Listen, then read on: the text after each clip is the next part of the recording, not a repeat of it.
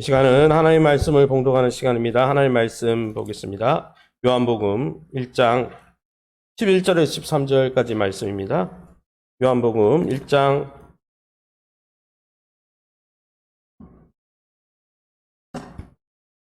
11절에서 13절의 말씀, 저와 여러분이 한 절씩 교독하겠습니다. 1장 11절에서 13절. 부교육자 중에 누구 한 분이 후보 하나 앞에 관계상 위에 올려주시기 바랍니다. 요한복음 1장 11절에 13절, 저와 여러분이 한 절씩 교독합니다. 자기 땅에 오매 자기 백성이 영접하지 아니하였으나 영접하는 자 곧 그 이름을 믿는 자들에게는 하나님의 자녀가 되는 권세를 주셨으니, 같이 읽습니다. 이는 혈통으로나 육정으로나 사람의 뜻으로 나지 아니하고 오직 하나님께로부터 난 자들이니라. 아멘. 옆 사람 이렇게 축복합니다. 하나님이 함께 하십니다. 하나님 안에 머물세요. 하나님이 잘 되게 하십니다. 할렐루야. 예, 오늘은 요한복음 여러분 잘 아는 본문 1장 12절을 여러분 잘 암송하고 있죠. 영접하는 자, 곧 그 이름을 믿는 자라고 했는데, 오늘은 그 본문에 근거해서 신자입니까? 라는 제목으로 첫 번째 오늘 시간으로 함께 나누길 원합니다. 우리가 잘 사용하는 본문, 특별히 우리가 자주 사용하면서 잘 모르고 있는 단어가 우리가 종종 있잖아요. 주변에서도 막 쓰고 있는데 그 뜻은 잘 모르고 있는 그런 단어가 무엇이 있습니까? 믿음도 그렇죠. 오늘 본문에는 우리가 잘 사용하고 자주 사용하고 믿음 생활, 신앙에 대해서 이야기하지만 이 믿음에 대해서 잘 모르고 있는데 그 믿음에 대해서 오늘 사도 요한이 권면하고 있습니다. 사도 요한이 오늘 본문을 통해서 1장 12절에 그 이름을 믿는 자라고 하면서 참 믿음이 무엇인지를 우리에게 소개해 주고 있다는 것이죠. 그러면 여러분, 믿음 생활이 무엇입니까? 신앙 생활이 무엇입니까? 신자, 믿는 자가 무엇입니까? 진짜 신자의 삶이 어떤 것일까요? 도대체 오늘 사도 요한을 통해서 하나님은 오늘 우리에게 무엇을 말씀하고 싶어 하시는 걸까요? 첫 번째 우리가 알 수 있는 것은 하나님은 내세울 것 하나 없는 하나님의 원수였잖아요. 원수 같은 인생이라도 하나님과 관계 회복을 진심으로 원한다면 다시 한번 기회를 주신다는 거예요. 다시 한 번이 아니라 10번이라도 20번이라도 1000번이라도 다시 일어날 수 있는 기회를 주시는 분이 우리 하나님이십니다. 할렐루야. 요한복음 1장 12절 쉬운 성경으로 여러분 자막 참조해서 한 목소리로 읽어봅니다. 그러나 누구든지 그분을 영접하는 사람들, 그분의 이름을 믿는 사람들에게는 하나님의 자녀가 되는 자격을 주셨습니다. 아멘. 이 본문에 보면 하나님은 그러나의 하나님이라는 거예요. 그러나 누구든지라고 했잖아요. 즉 다른 말로 하면 반전의 하나님이시라는 거죠. 여러분, 그동안 상황이 나쁘든지 어쨌든지 하나님은 우리에게 반전의 기회를 주시는 분이 바로 우리 하나님이십니다. 할렐루야. 그러면 여러분, 하나님이 우리에게 어떻게 반전의 기회를 주시는 걸까요? 첫 번째 단어로 알 수 있는 것은 믿는 모든 자에게 기회를 주십니다. 할렐루야. 하나님의 기회는 모든 자에게 주는 것입니다. 할렐루야. 쉬운 성경은 오늘 본문의 문맥을 잘 설명하고 있죠. 성경은 분명 그러나 누구든지 이렇게 원문에 쓰여져 있는데, 목사님 개역 한글에는, 개역 개정에는 그러나가 없는데요. 있어요. 1장 11절 말미에 보면 뭐라고 되어 있습니까? 영접하지 아니하였다. 그러나 아니하였으나, 여기 접속어 앞에 들어가 있지만 원문에는 12절에 들어가 있는 거죠. 다른 사람들은 영접하지 않아요. 세상 사람들은 냉소적으로 예수님을 비웃죠. 그러나 예수님을 환영하고 웰컴 예수님, 나의 삶에 오십시오, 나의 삶에 들어오십시오, 이렇게 초청하는 사람들에게는 반전의 기회가 있다라는 것이죠. 어떤 사람요? 누구든지요. 할렐루야. 사랑하는 성도 여러분, 주님은 누구든지 모든 자에게 기회를 주십니다. 어떤 특정 집단을 위한 기회가 아닙니다. 지능이 낮거나 연령이 많기 때문에 이 기회가 여러분 삭감되는 것도 아니에요. 성별이나 인종의 차별도 없습니다. 어떤 과거의 종교적인 배경을 갖고 있었든 상관없다는 거예요. 믿는 자라면 누구든지 이 기회를 가질 수 있다는 것입니다. 할렐루야. 여러분, 하나님과 진심으로 여러분 관계를 지속하길 원하십니까? 하나님과의 관계를 좋게 만들기 원하십니까? 그러면 여러분 누구에게든지 하나님은 기회를 주신다는 거예요. 반전의 기회를 주시고, 회복의 기회를 주시고, 일어날 기회를 주시고, 할렐루야! 변화의 기회를 주시고, 그 사람이 어떤 자격과 여건이 있든지 누구든지, 믿는 자라면 누구든지 주시는 이 주님 앞에 매일매일 나가 하나님이 일으켜주시는 반전의 인생을 사시기를 예수님의 이름으로 축원합니다. 두 번째 우리가 소단으로 알 수 있는 것은 하나님은 보잘것없는 인생도 엄청난 인생으로 바꿔주시는 분이라는 거예요. 오늘 성경에 보세요. 그러나 쉬운 성경에 여러분 앞절에 바로 앞에 부분을 다시 한번 읽어볼게요. 자, 앞부분 넘겨주세요. 바로 앞절. 그러나 바로 앞부분을 PPT 넘겨주세요. 그러나 여러분 누구든지 믿는 사람들에게는 하나님의 자녀가 되는 자격을 주셨습니다. 다시 여기 본문에 보니까 하나님의 자녀가 되는 자격을 주신다 그랬어요. 사실 세상 사람들은 많은 돈을 갖고 많은 명예를 취하고 많은 성공을 하고 그래서 세상에서 온갖 권리와 자유와 인권을 갖고 누린다고 이 세상 사람들이 생각하고 있지만 그럼에도 불구하고 주변을 많이 돌아보면 많은 사람들이 많은 것을 갖고 있는데도 자존감의 결핍으로 인해서 자존감이 뭡니까? 내 스스로 나는 존재 가치가 있고 내가 얼마나 존귀한 존재고 그래서 나는 이 땅에서 내가 존재하고 살아갈 이유가 있어. 그 이유를 발견하는 게 자존감 아닙니까? 그런데 많은 사람들이 많은 걸 갖고 있는데도 자존감이 없어요. 자존감이 결핍되어 있어요. 그래서 큰 고통과 어려움에 직면해 있다는 거예요. 여러분 자살률이 높은 나라가 여러분 정말 못 사는 나라입니까? 선진국입니까? 선진국이에요. 왜 그렇습니까? 많은 여러분 인권과 권리와 자유를 갖고 있는데 그 안에 자존감이 없으니까 행복감이 없으니까 그냥 조금만 어려움이 생기면 어떻습니까? 자존감의 근거가 흔들리는 거예요. 눈앞에 보이는 환경이 조금만 어려워지면 어떻게 됩니까? 삶의 의미를 잃고 내가 살 가치가 없다. 내가 스스로 존재할 가치가 없다. 자존감의 근거를 찾지 못하는 거예요. 작은 어려움만 톡 나타나도 요즘 말로 완전히 멘탈이 무너져 내리는 거죠. 왜요? 내 자존감의 근거가 없으니까요. 그런데 여러분 하나님께서는 그분과 하나님과 관계를 맺길 원하고 진정으로 하나님을 진심과 전심으로 원하는 자들에게는 믿는 자들에게는 엄청난 자존감의 근거를 주신다는 거예요. 그게 뭡니까? 세상에서 내세울 것도 없고 자랑할 것 없는 사람들을 요즘 말로 일순간에 대단한 사람이 되게 하는 거예요.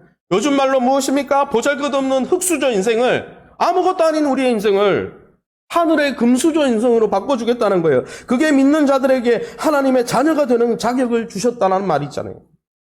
다른 말로 하면 하늘의 로열 패밀리, 하늘의 황족의 가족으로, 하늘의 황제의 가족으로 하나님의 자녀가 뭡니까? 하나님의 가족, God's family, 하나님의 영원하신 하나님의 가족이 되게 해주신다는 거예요.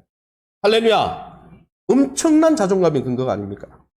여러분 하나님을 의지하는 자들에게 하나님은 가장 고귀하고 가치로운 존재, 어떤 존재요? 하나님이 가장 사랑하는 자녀라는 신분을 허락하여 주신다는 것입니다. 이 놀라운 사랑과 은혜에 여러분의 존재 가치를 그 위에 그 주님의 사랑 위에 단단히 세우시고 여러분 자존감이 흔들리지 않기를 예수님의 이름으로 축원합니다. 세 번째로는 여러분 우리 하나님 어떤 분입니까? 우리의 약함이 아니라 그분의 강함과 완전함으로 우리의 인생이 요동치 않게 하신다는 것입니다. 요한복음 1장 13절입니다. 한 목소리로 읽어보겠습니다. 이는 혈통으로나 육정으로나 사람의 뜻으로나 나지 아니하고 오직 하나님께로부터 난 자들이니라. 이게 무슨 의미입니까? 현대인 성경을 같이 읽어보겠습니다. 이 사람들이 하나님의 자녀가 된 것은 핏줄이나 육체적 욕망이나 사람의 뜻으로 된 것이 아니라 하나님의 뜻에 의해서 된 것이다. 아멘.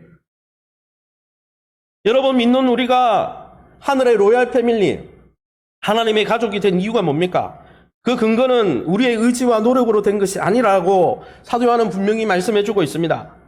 사실 여러분 우리 안에 있는 우리의 의지와 우리의 육정과 우리의 핏줄과 우리의 가문과 인맥과 사람들의 뜻과 계획 한계투성이입니다.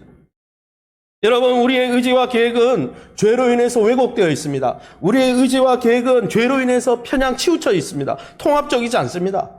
한쪽으로 치우쳐 있어요. 게다가 죄의 부패성으로 인해서 제대로 온전하게 끝까지 유지되는 되는 것도 여러분 우리의 삶에 없어요. 그래서 무슨 단어가 있어요? 작심삼일 왜 나왔어요? 끝까지 못 간다는 거예요. 우리 계획이. 또 우리의 인생이 아무리 계획해도 우리 인생의 뜻대로 안 된다는 거예요. 그런 우리의 계획과 우리의 의지와 우리의 여러분 육체적인 욕망으로 무엇을 이룰 수 있겠습니까? 그런 우리 안에 있는 육신의 것으로는 하늘의 로얄 패밀리가 될 수 없다는 거예요. 그런 신분의 변화가 일어날 수가 없다는 거예요. 여러분, 오히려 인간의 욕망과 계획은 전도서에서 나오듯이 죄의 굴레 아래에서 계속된 실패를 가져오는 거예요. 계획은 세우는데 이루어지지 않는 거예요. 우리의 육체를 의지하면 더 나아질 것이라는 보장이 없어요. 목사님, 그렇게 초치는 소리를 왜 합니까? 전도서에서 헛되고 다 헛되다고 그랬잖아요. 우리 육체 안에 있는 거는. 꼭 전도서까지 안 가더라도 아침에 뉴스를 틀어보세요. 뉴스가 무슨 뜻입니까? NEWS잖아요. 뉴, 새로운 것들, 좀 새롭고 신선하고 소망이 되는 것들. 그게 뉴스의 어원이에요. 그럼 뉴스 틀면 소망이 되고 새롭고 신선한 게 나옵니까, 아침에? 들어보세요. 새로운 것도 신선한 것도 소망할 것도 하나도 없어요. 틀어서 보면 더 낙심이 되고 더 낭망이 되고 더 좌절이 되는 것이 우리의 인간의 혈통과 인간의 욕망과 인간의 계획의 한계라는 것입니다. 그런 것들로는 우리의 인생이 요동할 수밖에 없다는 거예요. 계속 물결처럼 이랬다 저랬다 흔들릴 수밖에 없다는 거예요. 그런데 어떻습니까? 오늘 본문에 보니까 예수님을 믿고 의지할 때 하나님의 로열 패밀리가 되는 것은 사람이 갖고 있는 그런 한계 덩어리인 우리의 의지와 계획으로 된 것이 아니고 누구의 계획으로 된다고요? 하나님의 뜻과 계획으로 된다는 거예요. 하나님의 의지와 하나님의 여러분 성령으로 된다는 것입니다. 무슨 말입니까? 여러분, 하나님의 완전한 의지와 계획은 우리와 다르다는 것이죠. 하나님의 결심과 의지는 우리의 그 결심과 의지와는 완전히 차원이 다르다는 거예요. 하나님은 죄가 없으시기에 완전하시고 온전하신 분이시고 작심삼일이 아니라 그분이 한번 마음먹으면 끝까지 그 일이 이루어지고, 할렐루야! 그분의 계획은 죽음이 아니라 생명으로 넘치고, 그분은 우리 대신 죄 대신 화관으로, 슬픔 대신 희락으로 바꿀 수 있는 영원한 분이라는 거예요. 그 영원한 분의 계획과 그분의 의지에 따라 우리가 하나님의 자녀가 되었다는 거예요. 그 말은 무슨 뜻입니까? 하나님의 의지와 결심과 계획으로 된 것은 변하지도 않고 요동하지도 않고 흔들릴 수도 없다는 것입니다.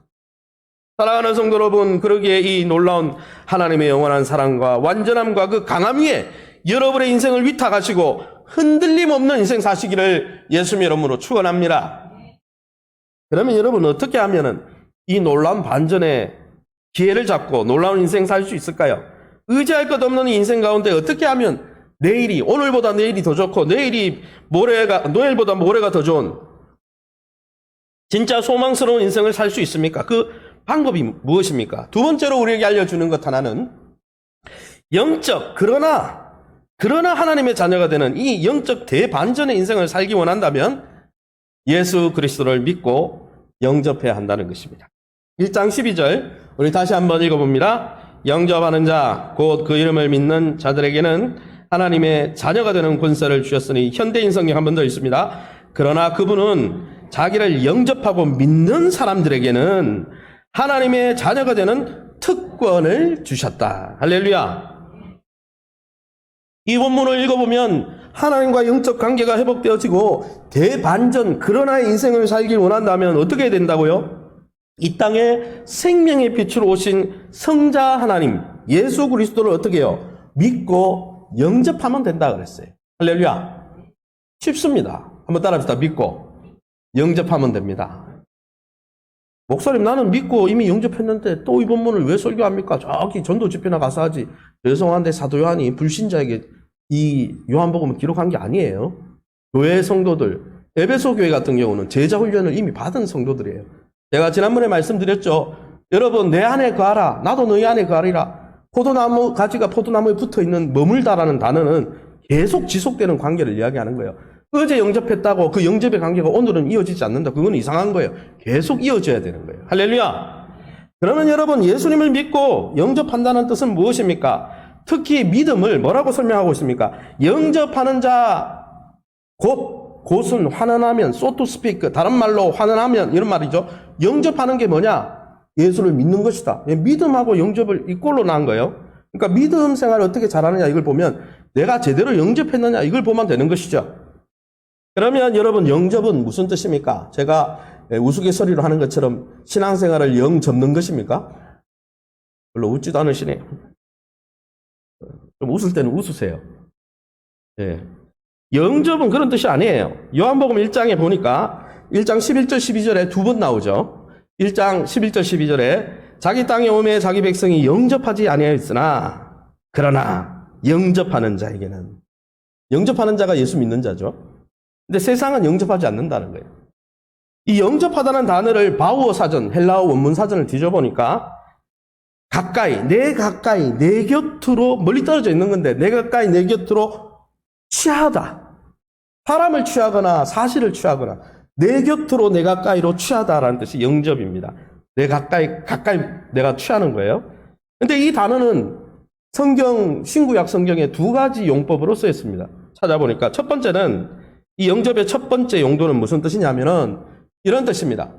상대방이 말하는 사실과 진리를 그대로 수용하고 내 것으로 상속받다라는 뜻입니다. 다시 말로 하면 다른 사람이 어떤 이야기를 해요. 어떤 사건과 사실을 이야기해. 그걸 내 것으로 삼다. 할렐루야. 아멘 하면서 내 것으로 삼는 거예요. 할렐루야. 그래서 이 영접이라는 단어는 상대방이 말하거나 증거하는 그 증거와 말을 내 것으로 삼는 거예요. 아이고 그렇나 안 그렇나 시험해보자 이게 아니고, 저거 내 것이다. 아멘. 그걸 내 것으로 삼아버리는 거예요. 그것뿐 아니라 그 상대방의 말이나 증거가 불충분하니까 증인을 보내겠죠. 누가 제가 목사님 무슨 이야기를 했는데 제 말을 못 믿어요. 그러면 증인 한 명 더 세우잖아요. 그 증인을 수용하고 그대로 수용하고 받아들이다, 이런 뜻입니다. 이것을 해석하고 적용하면 무슨 뜻입니까? 생명의 빛으로 오신 예수님의 가르침과 증거와 진리를 그대로 수용하고 내 것으로 삼는 거예요. 또 무엇입니까? 예수님에 대해서 증거하는 증인 세례 요한이나 오늘 본문의 사도 요한이 기록한 이 요한복음의 증거와 가르침을 달지 않고 긍정적으로 수용하고 그대로 내 것으로 삼는 거예요. 그게 믿음이에요. 좀 더 확장하면 예수님과 예수님의 그 사역에 대해서 증언하는 이 시대의 설교자들의 설교와 증언을 토달지 않고 긍정적으로 내 것이다, 이건 내 거다, 그리고 받아들이는 게 영접하는 거고, 그게 믿음 생활이에요. 할렐루야. 그래서 예수님 뭐라 그러셨어요? 요한복음 13장 20절 같이 읽어봅니다. 시작. 내가 진실로 너에게 이르노니 내가 보낸 자를 영접한 자는 나를 영접하는 것이요. 할렐루야. 예수님을 영접하는 방법이 뭡니까? 예수님을 보낸 제자들의 말을 내 것으로 삼는 거예요. 이걸 좀 더 확장하면 예수님을 영접하는 방법이 뭡니까? 예수님이 이 시대에 복음을 전하게 세우려고 복음을 전하는 선교사들이나 교회 안에서는 목사와 교사를 세웠죠. 목회자들의 영적 지도자를 통해서 예수님에 관한 진리가 선포되어질 때 그것을 코멘트하지 않고 그것을 비판하지 않고 내 것으로 스폰지처럼 아멘하고 그것을 내 것으로 상속받는 것, 그게 영접하는 것이고 그게 믿음의 시작이라는 거예요.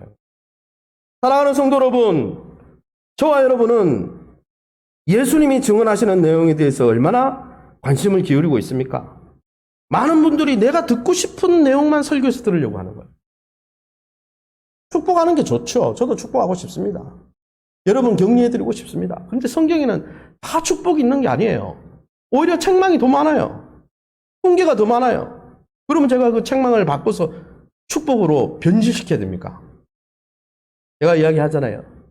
계시록 금요철학 때 여러분 양약은 입에 써요 달아요? 대답 안 하시네. 양약은 써요 달아요? 써잖아요. 단 거 많이 먹으면 어떻게 돼요?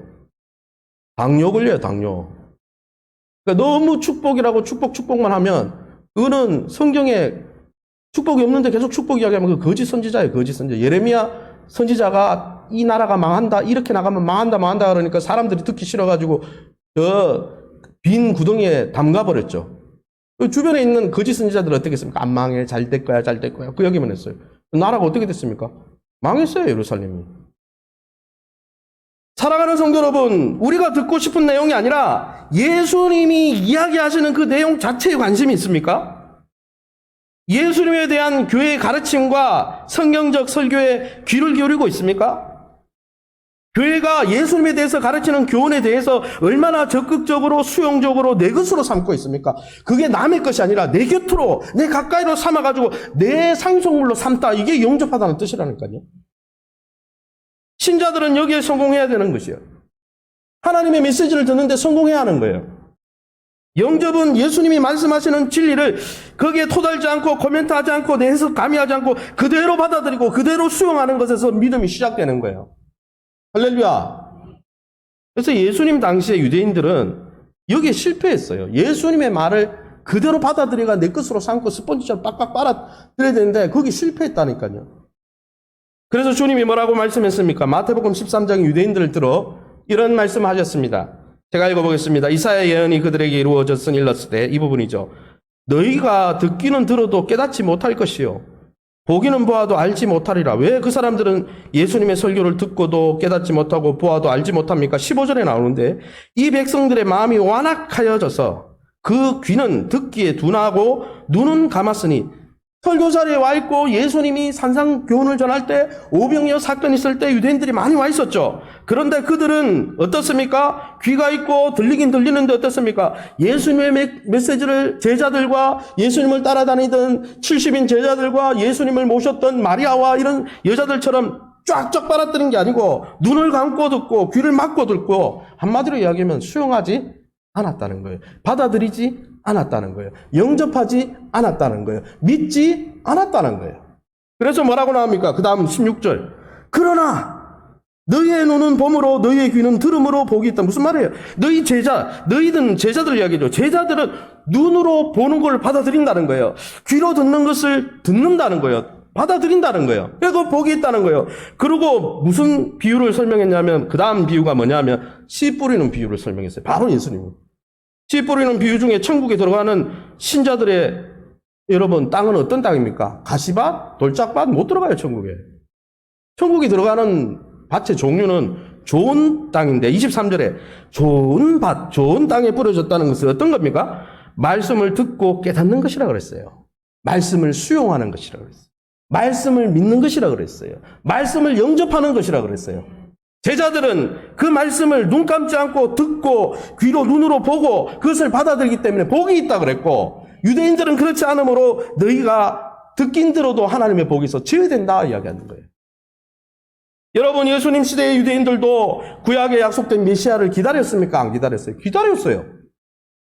그런데 여러분 유대인들이 왜 예수님을 십자가에 못 박아 버리고 예수님을 왜 거부해 버렸을까요? 이상하지 않습니까?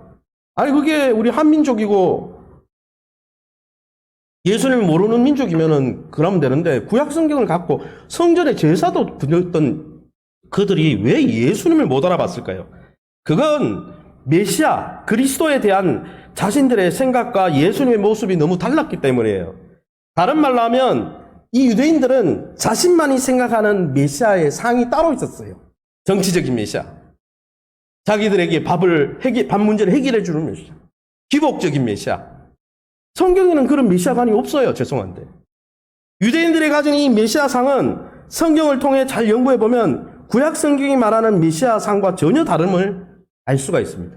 무슨 말이냐? 그들이 구약 성경을 읽고 성전에서 제사를 드렸지만 구약 성경에 기록된 내용에는 별로 관심을 기울이지 않았다는 거예요. 성경을 읽고 예배를 들으면서도 딴 생각에 심취해서 신앙생활하고 있었다는 거죠. 자기들의 바람과 기대만으로 마음이 가득 차 있었어요.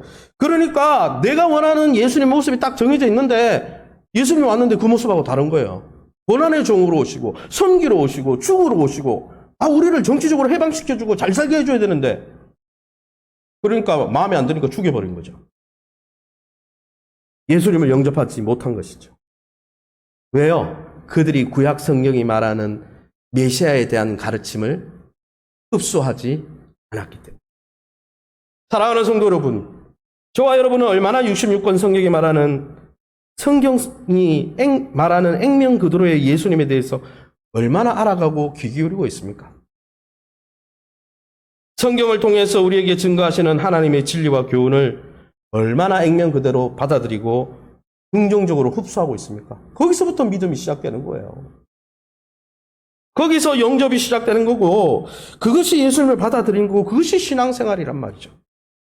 여러분 다른 말로 하면 그런 예수님에 대해서 성경적인 예수님에 대해서 증언하고 설교하는 교회의 영적 지도자의 가르침과 지도에 대해서 긍정적으로 반응하고 그것을 내 것으로 삼고 그래서 신앙생활을 시작하는 게 건강한 신앙생활의 비결이라는 거예요. 하나님의 백성이 되고 하나님의 로얄 패밀리, 하나님의 가족이 되는 자들은 하나님의 말씀에 대해서 또 하나님과 예수님에 대해서 증거하는 증인들, 설교자들의 증거에 대해서 좋은 마음밭을 가진 자들이 하나님의 백성이 된다는 거예요. 그래서 사도 바울이 사역하면서 데살로니가 교회가 이걸 잘했거든요. 그래서 뭐라고 칭찬했습니까? 이렇게 칭찬했습니다. 우리 같이 한번 읽어봅니다. 데살로니가 전서 2장 13절입니다. 같이 읽습니다. 이러므로 우리가 하나님께 쉬지 않고 감사함은 너희가 우리에게 들은 바 하나님의 말씀을 받을 때에 사람의 말로 받지 아니하고 하나님의 말씀으로 받음이니 진실로 그러하다. 이 말씀이 또한 너희 믿는 자 속에서 역사하느니라. 아멘. 여러분 하나님의 말씀은 아무 사람에게 역사하는 게 아니에요. 믿는 자 안에서 역사합니다. 믿는 자가 뭡니까? 그 앞에 구절에. 사도 바울이 설교할 때 사도 바울은 간질병이 있었어요. 설교할 때 설교하다 갑자기 넘어가 개거품 불고 간질병 쓰러지고 그래서 귀신 들린 것처럼. 그래서 사도 바울을 향해서 뭐라고 했어요? 글에는 능하나 말에는 약하다 그랬어요. 성경은 잘 적는데 설교는 약하다 그랬어요. 그런데 데살로니가 교회는 그런 간질병이 있는 사도 바울이 이야기할 때 저거는 사도 바울이 지어낸 말이지 정말 그럴까봐 그렇게 말하지 않았고 그 사도 바울을 보낸 사람이 예수님이고 그 사도 바울을 하나님이 보내셨다는 걸 믿고 그분이 하는 이야기가 하나님의 말씀이다. 하나님의 말씀으로 받음이니 영접했다는 거예요. 그게 영접하는 게 믿는 건데 그런 믿는 자 속에서 하나님의 역사가 강하게 나타나더라고요. 할렐루야. 그러게 여러분 성경적 설교와 성경적 증언과 가르침에 대해서 내가 좀 부정적인 반응을 보이고 있다. 그러면 여러분 그 증인과 전도자와 설교자를 보낸 하나님을 지금 내가 영접하지 않고 있는 거예요. 좋은 관계가 아니에요. 빨리 회복해야 돼요. 아무쪼록 성삼위 하나님께서 우리에게 들려주시는 진리의 말씀에 대해서 하나님을 증언하도록 보냄을 받은 선교사나 이 시대의 영적 지도자들의 가르침과 교훈에 대해서 액면 그대로 수용하고 내 것으로 삼아 하나님이 주시는 놀라운 반전의 인생을 다 사시기를 예수님의 이름으로 축원합니다. 그러면 두 번째 영접이라는 뜻은 무엇입니까? 목사님, 첫 번째는 영접하다라는 게 어떤 사람이 증거하는 팩트, 진리와 사실에 대해서 토달지 않고 액면 그대로 삼고 내 것으로 삼는 거, 그게 영접이라고 그랬는데 두 번째 뜻은 무엇입니까? 두 번째 영접의 뜻은 용법은 이렇게 쓰였습니다. 상대방을 특별한 관계 안으로 인정하고 수용하다. 진리나 팩트, 진실에 대해서 받아들이는 것뿐 아니라 어떤 존재를 어떤 관계 안으로 인정하고 수용하다라는 뜻입니다.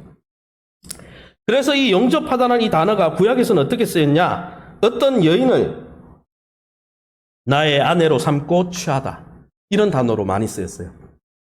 즉 영접하다는 것은 어떤 사람을 아주 친밀하고 특별한 관계, 예를 들면 부부관계, 가족관계처럼 특별한 관계 안으로 수용하고 받아들이고 그 관계에 인정하는 것.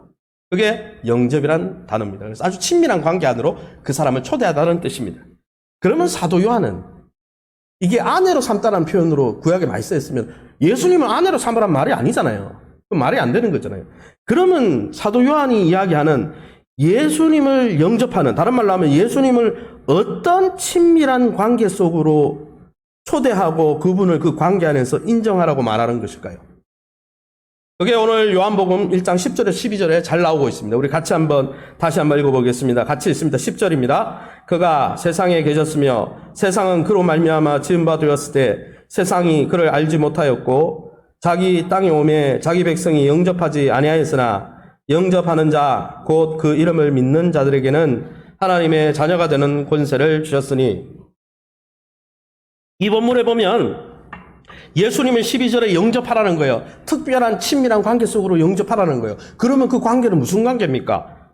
앞에 그러나 영접하는 자에게는 이야기했으니까 앞에 내용과 대조하는 거 아닙니까? 그럼 앞에 내용이 있겠죠. 11절에 보세요. 자기 땅에 오매 자기 백성이 영접하지 않았다. 이 표현은 뭡니까? 백성이 나왔다는 것은 예수님을 뭐로 보라는 거예요? 백성과 같이 쌍으로 나오는 개념이에요. 왕과 백성이죠. 왕과 백성 아닙니까? 구약의 왕과 백성이죠. 다윗 왕과 그의 백성. 하나님을 왕으로 섬기면 하나님의 백성. 왕이라는 이야기죠. 세상은 예수님을 왕으로 인정하지 않는다는 거예요. 그 말은 예수님을 믿는다는 말은, 예수님을 특별한 관계 안으로 초대하고 인정하다는 말은 예수님을 그냥 지나가는 친구나 동료처럼 여기는 게 아니고 예수님을 나의 왕으로 인정하라는 거예요. 그게 영접하는 거예요. 그것이 11절과 12절에 연계되어서 나오는 의미죠. 게다가 여러분, 그 관계가 하나 더 나옵니다. 어디에 나옵니까? 10절에 그가 세상에 계셨으며 세상은 그로 말미암아 지은 바 되었는데 세상이 그를 알지 못했다. 알지 못했다는 말이나 영접하지 않았다는 말이에요. 똑같은 말이에요, 지금. 그러면 무슨 말입니까? 예수님을 내 삶 속에 어떤 존재로 초대하라는 거예요. 예수님을 우리하고 비슷한 적당한 선한 사람, 선한 스승, 세상에 많은 사람들이 예수님을 4대 성인 중에 하나로 꼽고 있죠. 4대 성인도 사람이에요. 그 말을 하는 게 아니에요. 생명으로 빛으로 오신 성자 하나님을 피조물 수준으로 인정하라는 게 아니고 창조주로, 로고스 하나님으로, 세상을 만드신 분으로 인정하라는 거예요. 창조주니까, 주인이니까 내 인생의 왕일 뿐 아니라 무엇으로? 주인으로 초대하라는 거예요. 그게 예수 믿는 거예요. 예수님이 우리에게 가끔 인격적으로 대해주시니까 친구처럼 느껴질 때도 있죠. 그러나 그분은 친구가 아닙니다. 창조 주인이시고 우리의 왕이십니다. 그 모습을 인정해 드리는 게 예수 믿는 거예요. 그래서 예수 믿는 사람은 예수님을 내 삶의 주인으로, 내 삶의 왕으로 예우하고 대우하는 사람이 예수 믿는 사람이에요. 사실 우리가 다른 사람과 관계를 맺을 때 그 사람의 위상과 위치를 인정하지 않는 관계는 사랑의 관계가 아니에요. 존중도 아니에요. 내가 어떤 특별한 내가 왕이다. 저는 왕은 아니죠. 왕이다. 내가 이 세상, 이 물건의 주인이다. 그러면 그 주인, 왕이라는 그 독특별한 위치가 있지 않습니까? 그걸 위상이라고 그러죠. 포지션이라고 그러죠. 그 포지션, 위치를 인정하는 게 그 사람을 존중하는 거예요. 예를 들면 여러분 생각해 보세요.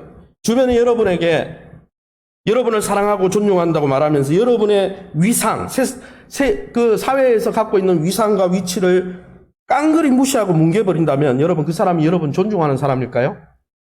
아니에요. 예를 들면 아버지를 사랑하고 존중한다는 아들이 있다고 생각해 봅시다.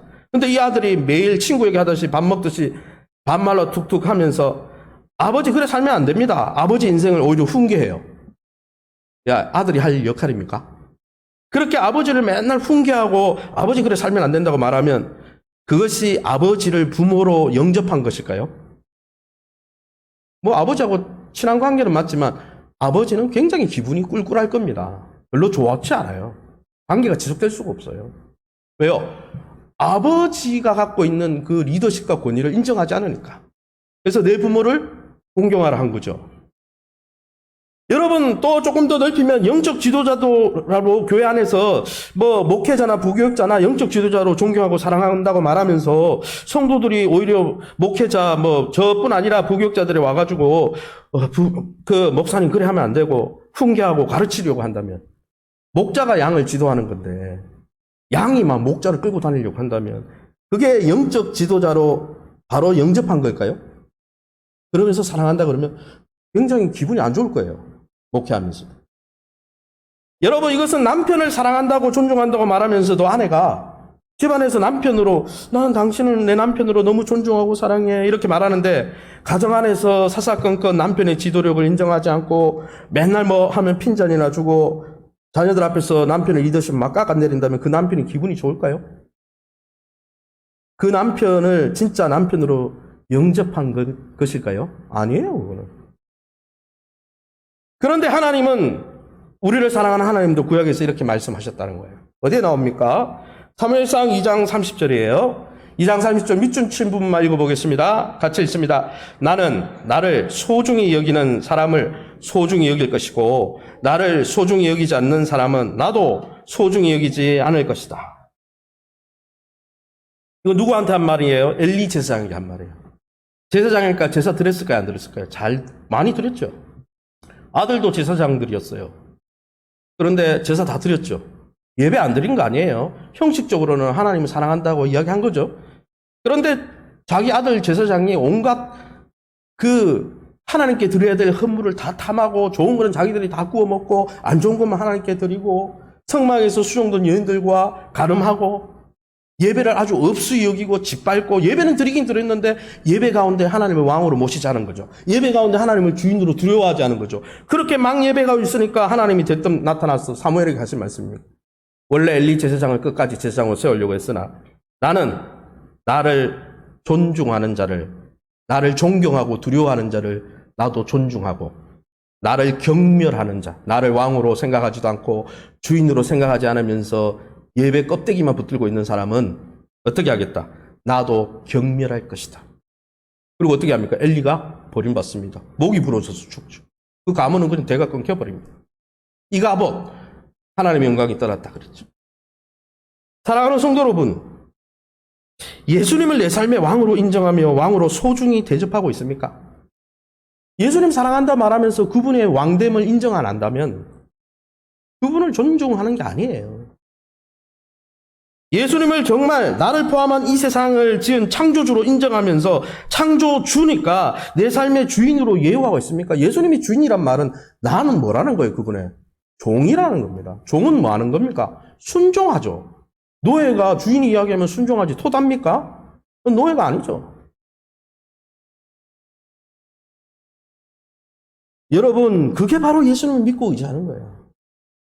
예수님을 왕으로 두려워하면서 왕을 섬기는 백성, 예수님을 주인으로 두려워하면서 주인이 가라 하면 가고 서라 하면 서면서 예수님께 인생을 맡기고 예수님께 순종하는 그 인생, 부족하지만 그렇게 하려고 하는 그 인생들을 하나님이 반전의 인생을 살 수 있도록 축복하시는, 그들의 진짜 왕이 되어주시고 그들의 진짜 주인이 되어주셔서 그들을 보호하시고 돌보시고 채우시고 그들을 위해서 일하여 주신다는 거예요. 왜요? 왕으로 대접하니까, 주인으로 대접하니까. 원래 주인인데, 원래 창조주인데, 원래 왕인데 왕으로 대접해 주니까 기뻐서 그렇게 보살핌을 허락하시는 거예요. 반대로 생각하면 그걸 다 거부하고 하나님을 무시하고 살면 하나님의 돌보심은 없다라는 거예요. 이제 말씀을 정리하겠습니다. 사랑하는 성도 여러분, 아무쪼록 우리를 위해 자기 목숨까지 버렸더라도 우리를 하나님의 로얄 패밀리로 삼아주시고자 하시는 이 반전의 하나님의 은혜 앞에서 그의 아들 예수님을 내 인생의 주인으로, 내 삶의 왕으로 인정하고 깍듯이 예우하면서 주님이 하신 말씀, 내가 나를 존중히 여기는 자를 존중히 여기고 나를 경멸하는 자를 경멸하리라. 그 놀라운 말씀에 이때여 하나님의 돌보심과 존귀 여기심을 맛보는 저와 여러분의 능력 있는 삶이 되시기를 예수님의 이름으로 축원합니다. 제가 한번 기도하겠습니다. 하나님 아버지, 네 감사합니다. 모든 자에게 기회를 주신다고 말씀해 주시니 감사합니다. 보잘것없는 우리 인생, 소망이 없는 우리의 인생도 하늘의 로얄 패밀리가 되게 해주겠다고 말씀해 주시니 감사합니다. 그런 모든 언약과 약속을 우리의 연약함 근거에 두지 않으시고 변치 않는 하나님의 강함과 완전함으로 요동치 않도록 그 삶을 살 수 있도록 도와주시겠다고 말씀해 주시니 감사합니다. 그 하나님의 진리의 말씀 앞에 날마다 귀를 기울여 순종할 수 있게 도와주시고 지혜와 계시의 성령, 순종의 영 성령을 부어주셔서 날마다 주님을 왕으로 모시고 주님을 주인으로 모시고 왕의 백성으로서 또 주인의 종으로서 합당한 예우와 합당한 경배를 올려드리는 우리의 삶이 되게 도와주시오며 혹여라도 깨닫지 못해 우리의 무지몽매함과 완고함으로 인해서 주님을 경홀히 여긴 부분들이 있다면 주님 용서하여 주시고 회개의 영 성령을 부어주셔서 다시 주님과 좋은 관계를 맺고 주님이 주시는 놀라운 반전의 인생, 반전의 은혜를 누리게 도와주시옵소서. 모든 영광 하나님께 돌려드리며 예수님의 이름으로 기도합니다. 아멘.